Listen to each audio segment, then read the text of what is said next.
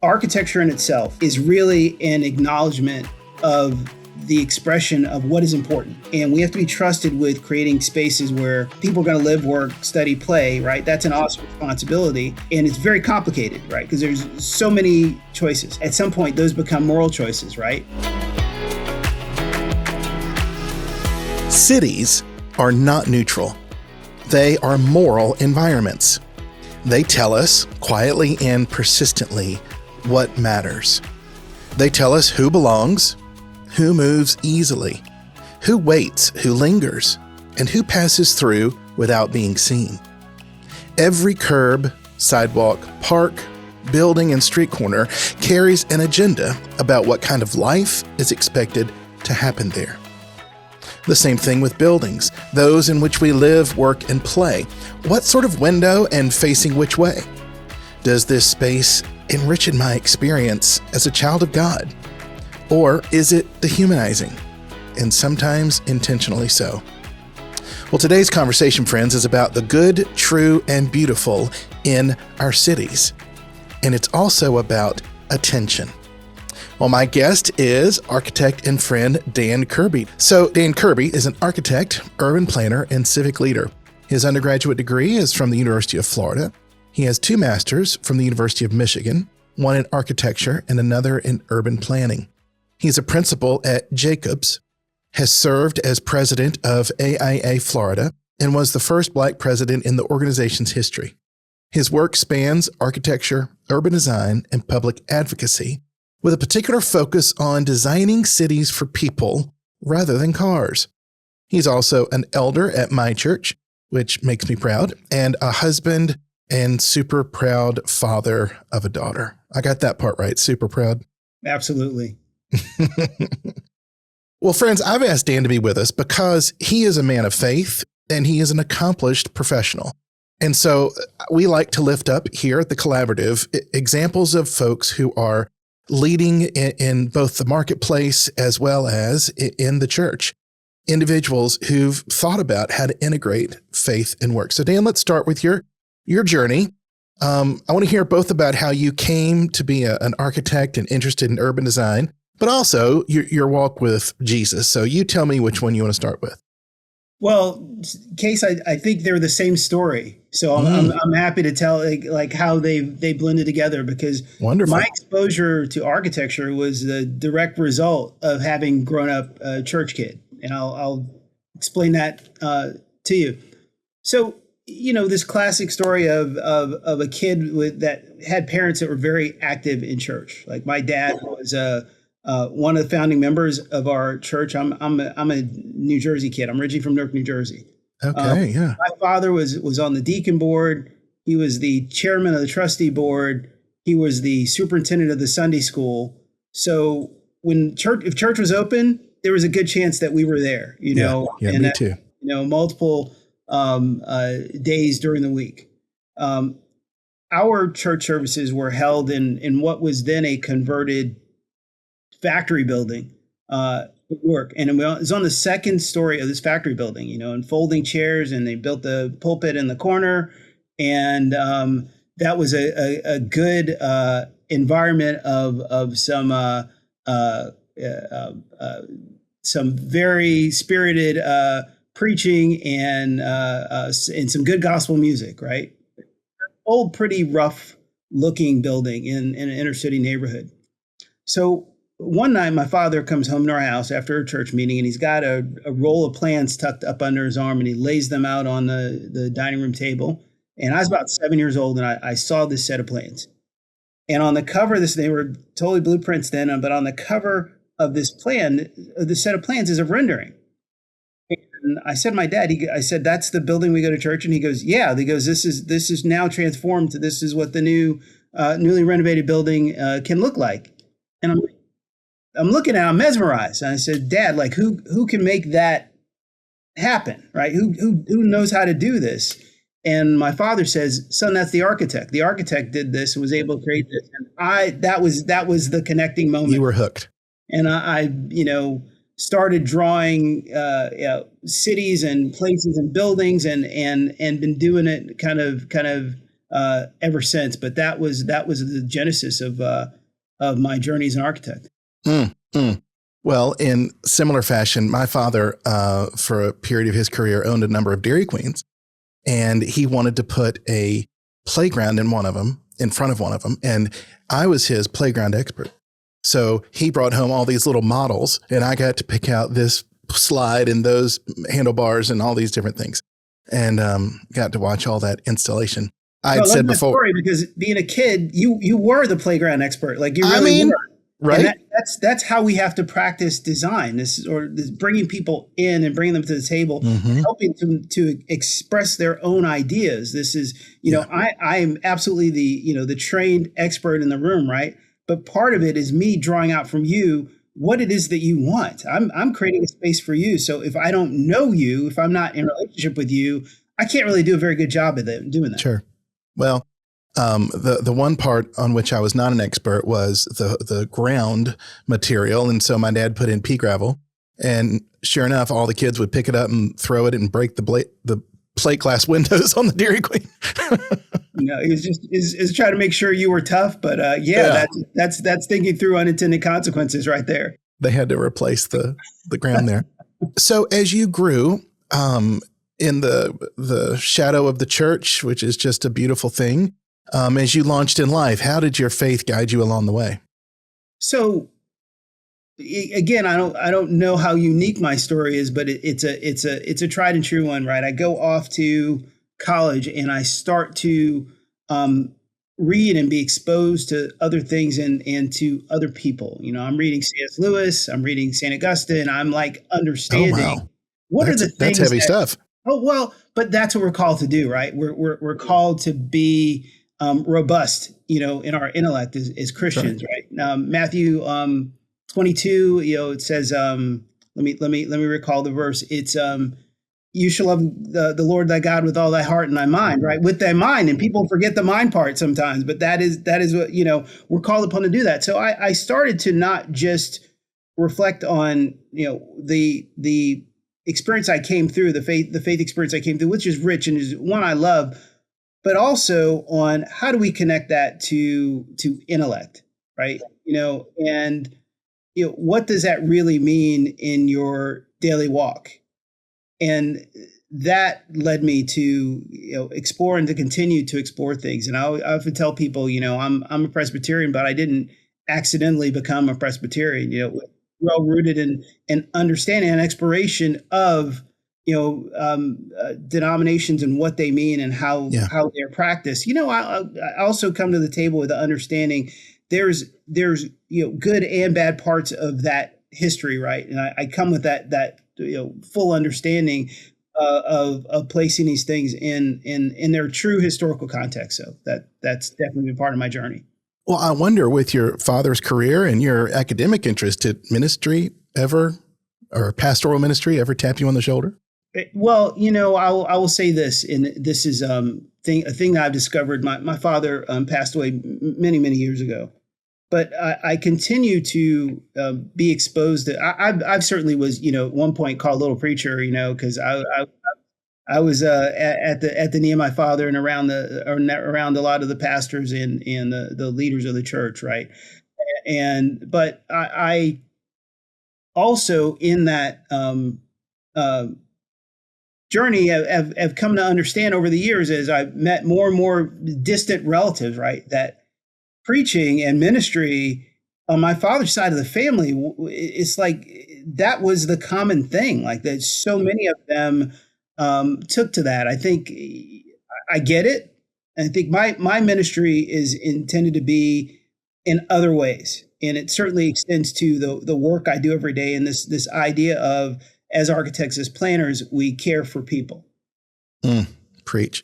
And that's why I'm glad to have you here today. So take us then on your engineering architecture journey. Did you go into college wanting that, looking for such work, or did you come to a realization you loved it? It definitely, I tell people I had 8 years of college, right? And I started out as an architecture major as an undergrad.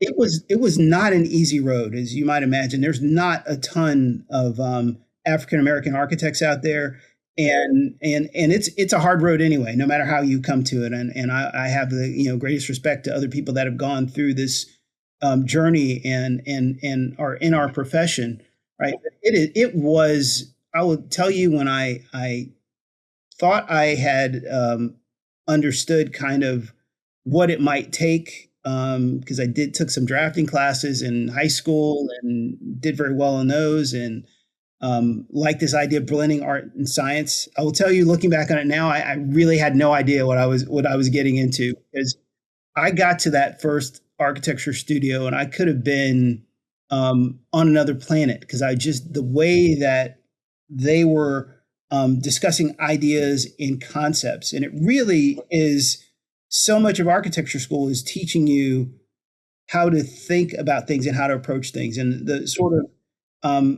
the oversimplistic way of looking at it is that it's problem solving, but it's problem solving for also with gaining understanding and research methods, and it's a great career basis for a lot of things, right? I say people can go to architecture school and they don't need to become architects to use the things that they learn in architecture school.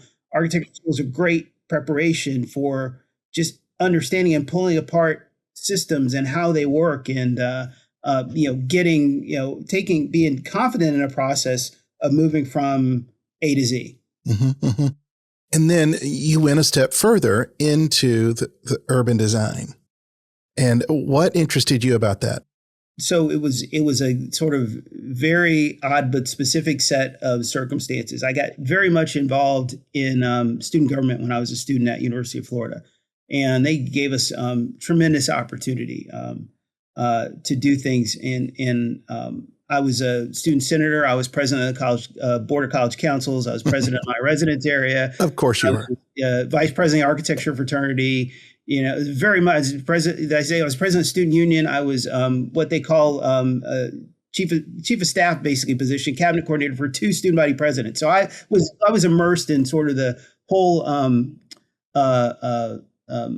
student government thing. And an opportunity came along where the city of Gainesville was setting up a committee to improve what was then known as the student ghetto, and it was called, a very lofty name, the Urban Design Committee for the University-Oriented Area. Well, and they appointed 2 students to that committee, and I was one of them as an architecture student. Oh, wow. And with that exposure, I started to realize that more and more the things that I wanted to get at in design of a particular building were vastly impacted by things beyond that building and structure, and going further to the neighborhood and policy and planning policies and zoning decisions and real estate decisions, right? And I was like, I need to understand how all this works. And if I'm to do the best job on a building, I need to understand the broader context and all the things at play. I also, at the time, was exposed to the dean of my college at UF, the associate dean of my college at UF, and the department chair at UF all had the same dual degree combination. They all had master's degrees in architecture and in urban planning. Oh my. And I was like, okay, then maybe there's something to this. And I went the road of finding a graduate program where they had both of these things, and ended up at Michigan. And my concentration at Michigan was in urban design. So blending of architecture and urban planning. And I will say, over my career, those 2 things together have proven to be more than the sum of their parts. Practicing. Mm-hmm. So tell us today, what sort of projects do you work on, and how do you spend your time in this area?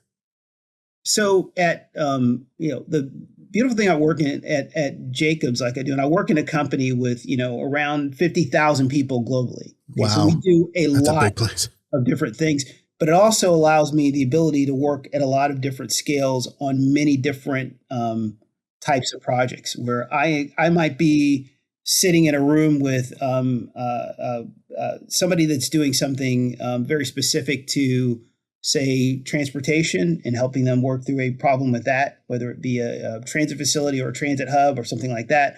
I might next be in a room with people that are in the utilities industry and helping them to work through a problem.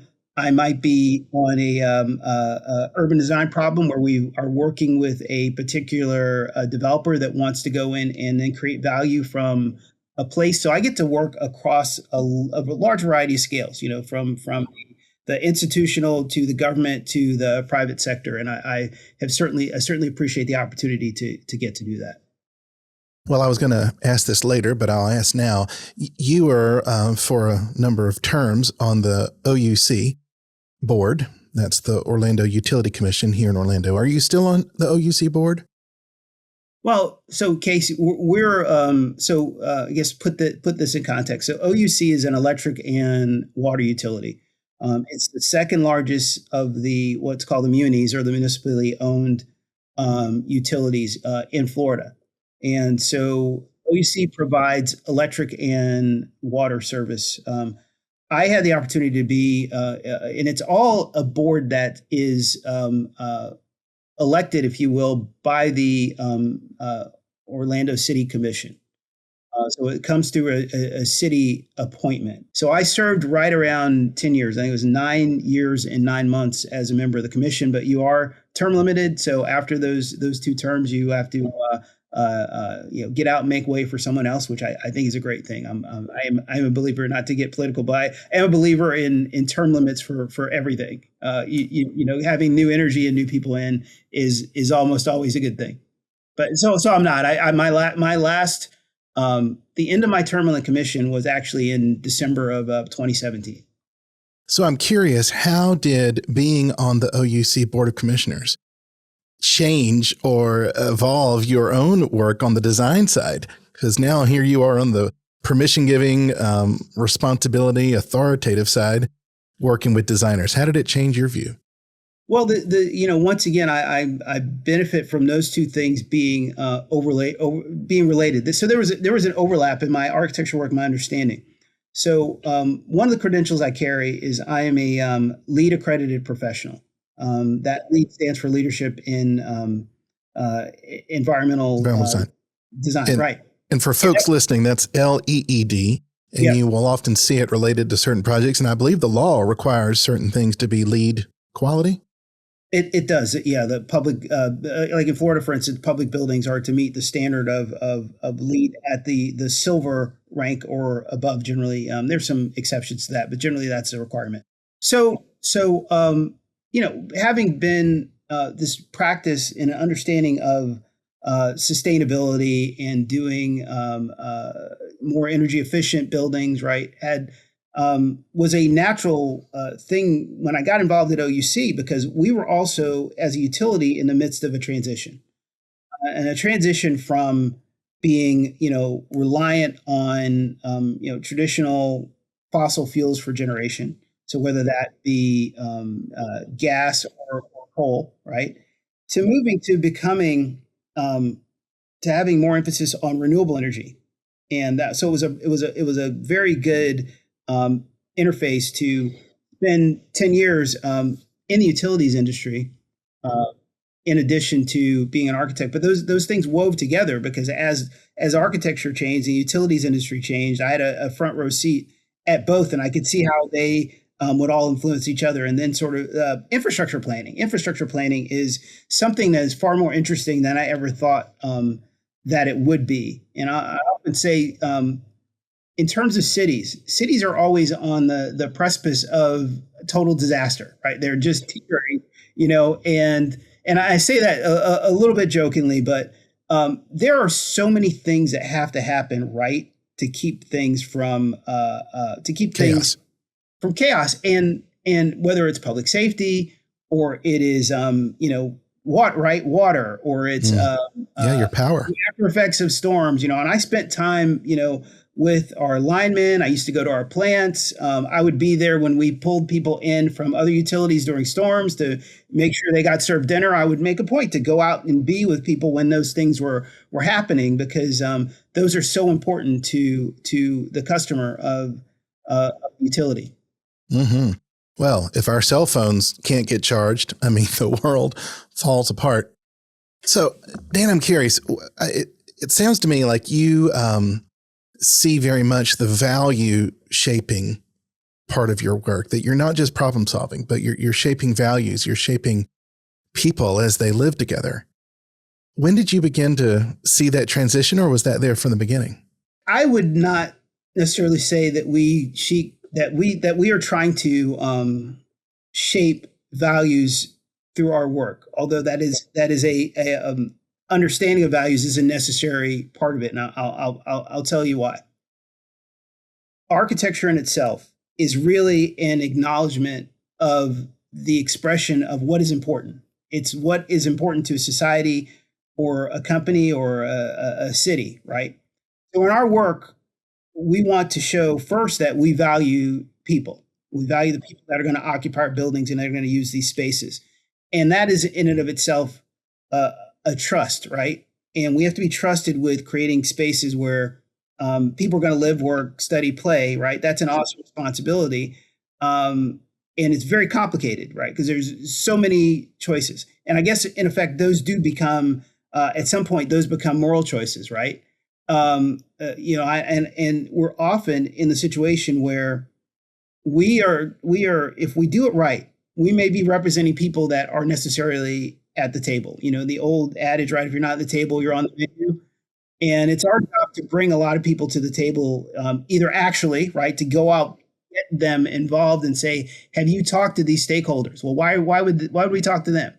Because this is going to have an impact on what we're proposing to do. Will have an impact on those folks. So you want to make sure as part of this process, right, that you've engaged them somehow. Because if we're not focused on creating solutions, we can create problems. You know, it's great. They can be unintended consequences.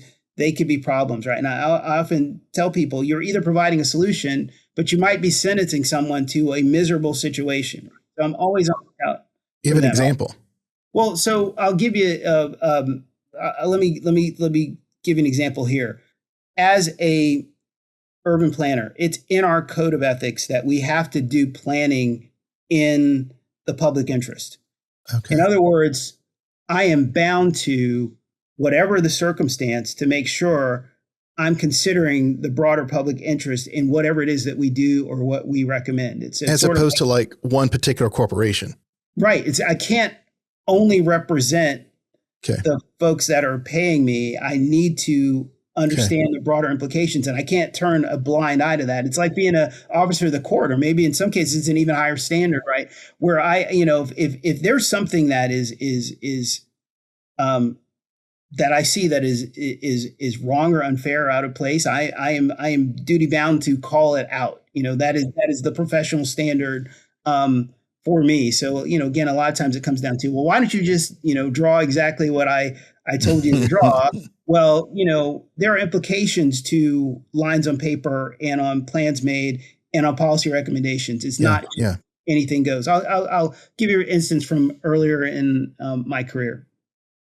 So I worked at one point for a developer doing workforce housing. So I was in there inside the developers, and we made application to a local government to create workforce housing, and this was viewed by some of the folks in the community where we wanted to locate as, it's, here come the apartments, and I don't want apartments, and I don't want those, I don't want the riffraff moving in, and that's sort of how they viewed it. Well, in reaction to that, one of the planning officials actually gave counter testimony to our company and said, hey, I went to one of their developments and over the weekend, and I saw thus and such that I didn't really like. And it completely, blindsided, out of context, not true to my knowledge, right? Because I knew what we did to make sure that residents at our residents were safe, right? And to make sure that we provided a safe environment. So absolutely not true. Well, there's a violation right there where that person, was completely going against our own code of ethics because he was misrepresenting. He's giving, he's bearing false witness, if you will. It was so we're called to do better. We're called to do better than that, right? You can't just you can't make stuff up, right? So I'll leave it there. Well, and I appreciate that architecture, like many other industries, do have those standards that, as you say, you're duty bound. And I recognize in a world without that which is good or that which is bad, without truth, those standards might disappear. Not saying that the various industries are Christian per se, but meaning as the Christian faith encourages us to be loving and to do good and to do something in the interest of others, these professional standards matter, and they should matter. Well, we're not creating stage sets, right? We're creating real environments for real people. And as much as architecture can be used to inspire, it can also be used to intimidate or to oppress. And that's been true throughout history, and it sends a message, if you will. I was recently in Paris, and I got to see the newly restored Notre Dame Cathedral, right? Absolutely a marvel, like through the centuries. It's circa 1200s, right? Like, so this goes way back. What they've done in the renovation is it now has all the high tech functionality, right? There are the ability to have screens and audio, broadcasting, and all these things, right, exist in that facility. But they've done it in a way that to not interfere with the what Notre Dame has typically been, right? And it's all like done in a way where it's removable, or it's a hidden panel over here or over there. I mean, they've been very, very smart about it, right? But step back. If you're coming into the building, you typically will enter the cathedral through the western facade. And if you look at the western facade, it was constructed not just as a means of telling the story of reverence for the Virgin Mary, right? It talks about the Last Judgment, talks about St. Anne, but it also talks about the dominant order of kings and of bishops.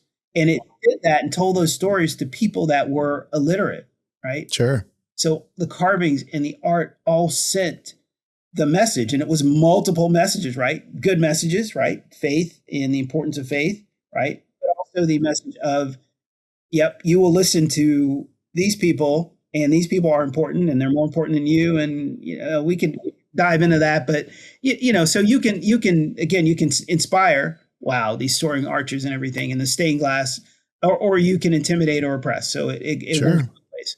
Well, so I really appreciate urban design as well. And I drive around town and I think, we need a roundabout here. And why can't we just put in trees over there? And I'm thankful that even downtown Orlando has a number of changes coming that will make it more of a walkable city. Do you have a particular favorite thing to put into an urban space?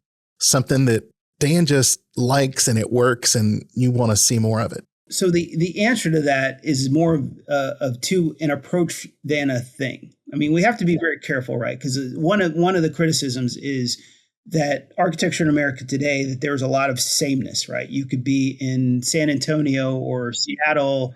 I'm tired of Lego buildings. Yeah, and things kind of look the same, and that's not right in and of itself. So I won't say a favorite thing, but I will say there's an approach that we have, and we started projects, and I preach this, if you will, the same way. Right? There's things I need to understand. So if we're talking about a place, right, I want to understand the pedestrian experience, and I want to push, in a lot of cases, in creating urban environments, I want to push pedestrians to the fore and understand that. But let me just back up further from that.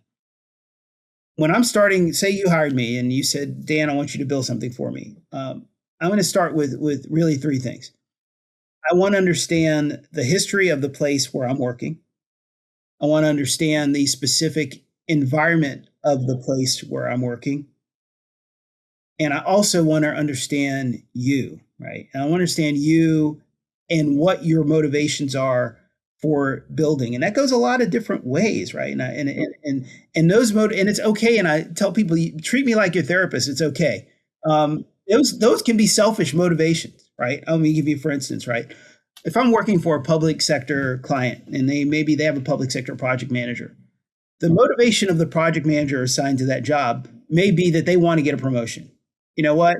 And I actually want to know that, right? Because there are things I can do to help you, bolster your position and get along okay. He or she could care less about trees or benches. They want to right. do the project to get to the next step.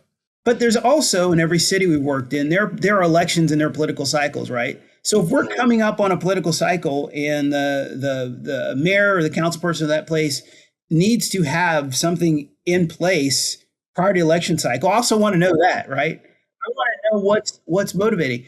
And then we also have been in a unique position sometimes to tell people not to build what they came to us for. To say, hey, you know what? Don't go create this new thing. What might be better for you is to renovate an existing building or go and do this other thing, or maybe you and expand the life of your facilities by doing this or that, right? It's we have to be all in. And the worst type of client is one that wants you at arm's length or that sees you as an order taker, right? That's not what I do. I'm synthesizing every aspect of what needs to be accomplished here in order to get us to the end. So if architecture is not just like any other discipline, and I would encourage people, when you go to hire an architect, treat it personally, right? Because this is what you need to be working with, that you have to have some confidence in, and that you have to be able to really share with. Because if you can't trust them enough to share the reality, if you're just trying to feed them bits of information or keep things at arm's length, that doesn't work. It's really bad. We were doing some work in a. I can't go into specifics about it, but it's another part of the country, and we're working for a public sector client. And we'd gone through, and the city in this particular place owned a lot of different parcels around this particular project. They had wanted us to design one little aspect of this. Mm-hmm. We started looking at the thing, and I'm diving deeper, and I'm being inquisitive because that's what, that's how I am. Right? And I said, hey, you guys can use an opportunity to do something that's bigger than this single project here. In other words, you can leverage these public facilities to improve this entire neighborhood. Here's all the things you need to do, but you got to be courageous enough to take this on.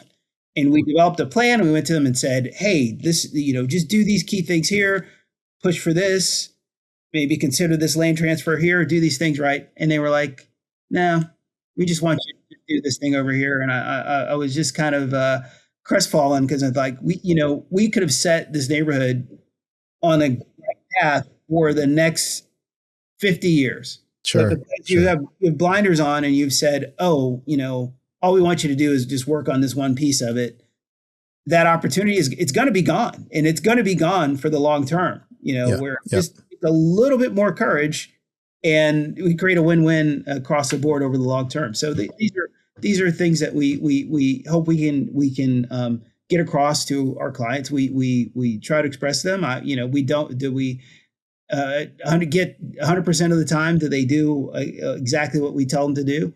No, and that's, no different than, what happens for medical professionals or attorneys or anyone else. It's like, well, all you can do is, help explain them what they might do. But they got to see it and share it too.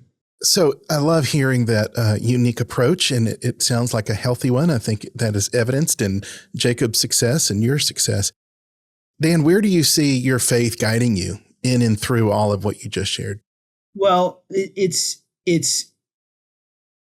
deeply rooted in not just my just a daily practice and to give guidance, right, to how I conduct myself, but it is also in reminding me to have hope in what we do. I mean, I could say I live with blessed assurance, right? And I am tied into to not be discouraged, but to be inspired by what will happen to us, right? And that we are looking at a future where, how can I put this? Let's see.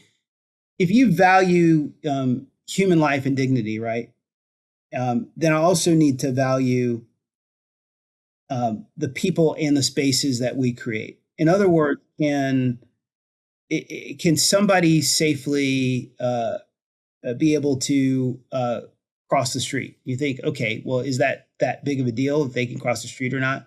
Well, absolutely, right? Because if they can't be in community, right, then they are shut out, and that, as a Christian, right, that's what I want. I want to create opportunity for people to be connected and be in community, and for there to be order in things, right? And so I have to value the human experience, and I have to be truly connected to that. So I'd say, my faith is informative. It helps me to have hope in the midst of dire circumstances. It's, what do you do for the least of these, right? So everything I've said about planning in the public interest is really about that, and do my neighbors deserve an ability for freedom and mobility? Absolutely, they do. And what part can I do to help them get there? Yeah. Wow, the mobility aspect, I think, is a beautiful thing. Was it the AMA bill that came under George H.W. Bush that required handicap access for all facilities? Yeah, the Americans with Disabilities Act. ADA, yes, the ADA. And you can see the difference when you travel to Europe, for instance, versus the U.S., and you can see the difference in the facilities that are afforded. And there is a case, right, where you say, okay, why do we want to do that? That's a particular type of a small segment of the population. Why create all of that expense and do all those things? Because that helps other people. Right. Curb cuts don't just help people in wheelchairs. Curb cuts help people with other mobility challenges and issues, right? Sure. And so there's a big push right now actually to design spaces for neurodivergent people, right? Oh, okay. You'll see a lot of airports and college facilities and things that have quiet rooms or where people can go and sensory free rooms, like in airport terminals, where people can go and not be bombarded with sensory issues, and that is a very healthy thing for a lot of people. And one of the key aspects of when we do workplace design is that nobody wants the same environment all day. I'm sitting here at my desk. I love sitting at my desk, right? But I also sometimes want to be sitting in an environment with a lot of people, or sometimes I may want to be standing around a table, or sometimes I may want to be out walking around, or people want, and people want that. We found in office environments, people tend to, when given the choice, they don't stay in the same place all day. Sure. And those people they're more productive, they're healthier. I mean, this is all not nice to haves. There's bottom line business implications to all these things too. And people think they're getting away with not, doing this or that, or our employees don't need this or that. You're really not getting away with it. You're really putting yourself ultimately at a competitive disadvantage because you chose not to make the right investments. Mm-hmm, mm-hmm. Investments in people, and that leads to productivity. Talk to us about beauty. Sometimes beauty, I think, is treated as optional or an afterthought. I've appreciated over my years in Orlando, the city has invested in a number of art projects around the town in terms of murals and sculptures, etc. Why does beauty matter in a public space? Well, let me think about, in terms of, people often will think that beauty is an optional thing. Right. And I would encourage people to look at it a very different way. If we're going to create people-centered environments, we need to appeal to all five of the senses, right? We're not building places to house machines, right?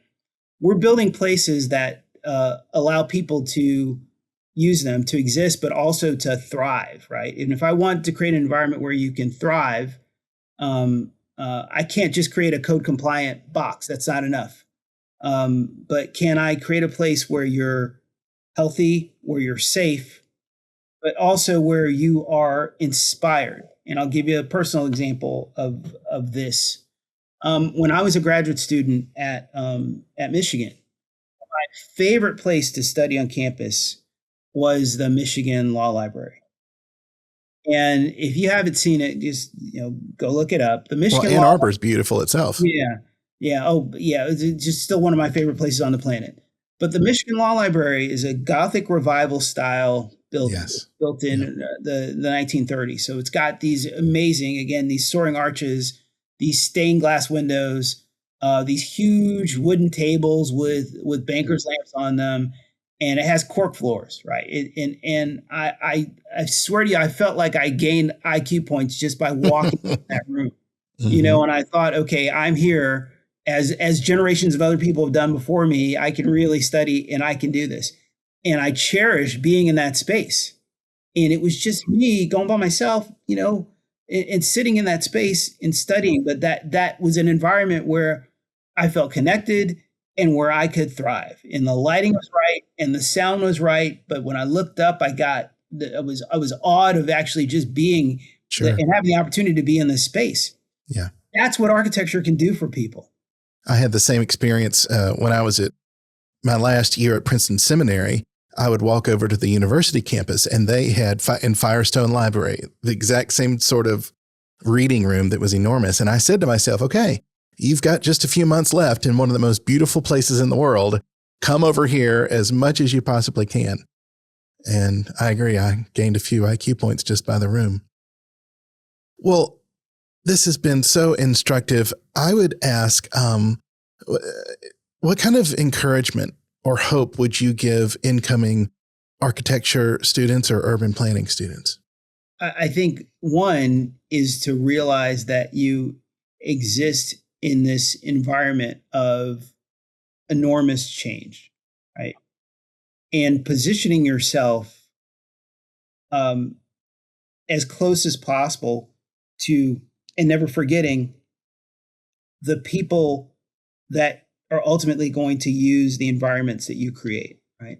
And there's a sort of a seduction in a lot of cases of the imagery that we're able to create. And we were able to create graphically and just the most elaborate imagery, and it can be seductive to just see, wow, this could be possible, and to be you could be seduced by the images, right? And you can put on a 3D headset and kind of look at these spaces, and you can experience them before you go to them. But we can't ever lose this connection to real people. Now, with that, more than ever before, we're able to test that what we think works actually does work. And you're able to be a part of this loop of sharing things that really do work, and then monitoring those things that work or don't work. So I would encourage people to make sure that they understand and can access the tools, right? So that's one thing. Another thing is the morality of working in an environment that is so influenced by algorithms, right? And there's a danger there, because you look at machine learning, and you look at the ability for us to use AI tools, right? I use AI tools and we all do, whether you realize or not. We're all using AI tools just about every day for something, even something as simple as the queue on your Netflix account or whatever, right? Mm-hmm. Yeah, but those tools can have an inherent bias in them, and we need to be aware of that, and we need to be pushing for transparency and understanding and the ability to correct and fix those things as we see them take place. So I just just to be, definitely people should be never lose that focus on human beings. Always be aware of the technology and what it means, both good and bad. And then to be really future focused and understand that you exist in this environment of constant change. Dan, thank you so much for your thoughtfulness and for sharing with us. I really appreciate it. It's so good to have this environment to connect faith and work. When I go back to my 20s, and I remember putting together this forum for young professionals called just that. It was like faith and work, and okay. How did and just talk about what that meant and how it would come into play in your environment and in your daily going to coming. So I really appreciate the work that you guys do at the collaborative to help people to connect that on an ongoing basis. Well, thank you. For those listening, we will put a link to Dan's company, jacobs.com, in the show notes. Well, friends, thank you for inviting us into your day. Perhaps share this episode with a friend. Share it on your own social media. Leave us a review, like the episode. Everything helps us to spread the word. If you go to our website, wecolabor.com, that's wecolabor.com, drop us your email and I'll send you a copy of our journal, Zeitgeist, which is a number of articles on faith, work, and culture. Many thanks to the Stein Foundation for supporting today's episode. I'm Case Thorp, and God's blessings on you.